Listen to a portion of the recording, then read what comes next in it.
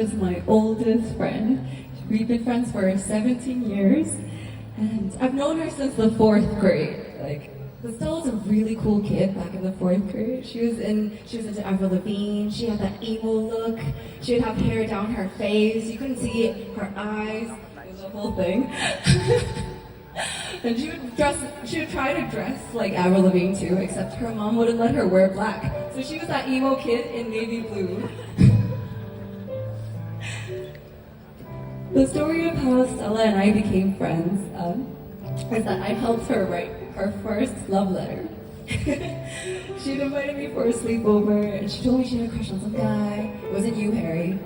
And she said she wanted to write a love letter, but she didn't know how. And so we did our research and copied all of the Twilight series and crafted our very first vampire love letter, and that's how we became friends.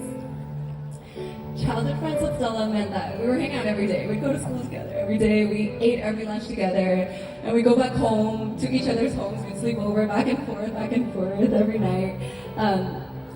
I couldn't tell you what we talked about, but all I remember is that we were always laughing.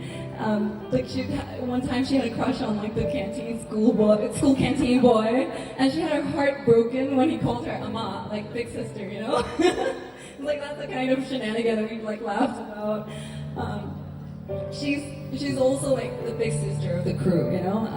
Whenever we go to party, she'll give you vodka, straight from the bottle, and then a bunch of water to keep you hydrated, and then give you tequila chasers right after. But with Stella, you never have to worry because she'll always take care of you. She'll make sure you're home safe, but she'll also make sure you do the 10-step skincare routine right before you go to bed, no matter how drunk you are. And she's actually a mom friend too, you know. She's very nurturing.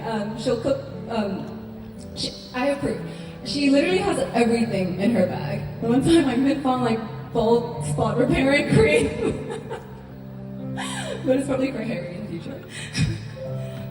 But really, she'll cook for everyone. She'll cook for you and all your friends and her dogs and all your dogs' friends. She's one of the most nurturing, loving, supportive friends you could ever ask for. And then there's Harry.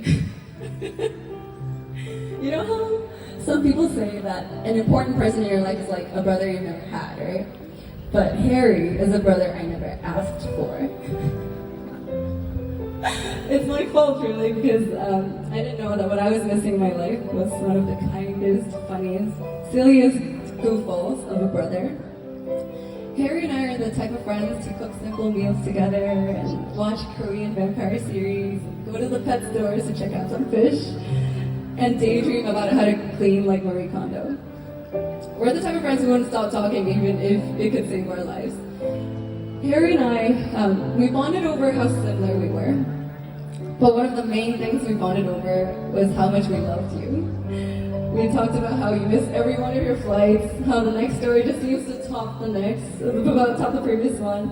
And we talked about how miraculously she became a math tutor in college, and how she uses up every pot, pan, and utensil and spice in the kitchen for every meal she cooks. But it was through all those conversations that I had with Harry, somewhere along the line, I realized that Stella was going to be loved for the rest of her life. I realized that Harry's the type of person that Stella can count on to take care of her and to love her deeply and unconditionally. I've seen you two grow so much, especially in the last 2-3 years, and I cannot wait to be a part of your beautiful future together. I love you both so much, and cheers to the newlyweds.